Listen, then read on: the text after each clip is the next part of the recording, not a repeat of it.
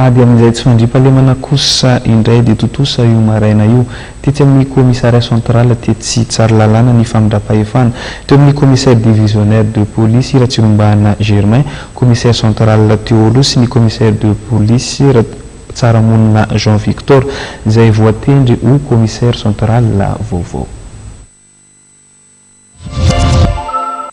Ny fiantohana ny fandriam-pahalemana mandritra ny fihaonana tampo francophonie izay ho tolosaina eto Antananarivo ny 9 sy 17 novambra no anisan'ny asa miandry ny commissaire central vaovao Tsaramonina Jean Victor. Eo ihany koa ny ady amin'ny asa fampiroroana izay mahazo vahana manerana ny tanan-dehibe maro maneran-tany. Mikasika ireo dia manana ny ambara ny commissaire central vaovao.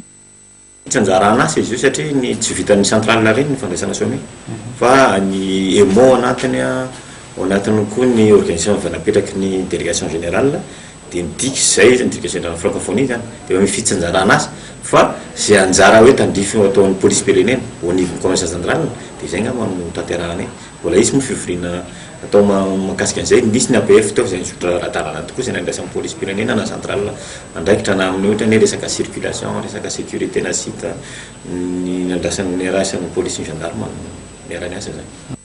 Ny maraina teo no tanterahana tetsy amin'ny commissariat central tsara lalàna ny famindram-pahefana teo aminy sy ny commissaire divisionnaire Ratsirombana Germain, commissaire principal Tsaramonina Jean Victor.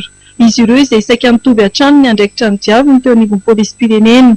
Samy efa filohan'ny amicale des commissaires de police, efa lehibe ny PAF ary izao mifandimby toerana ny fitantanana ny commissaire central izao.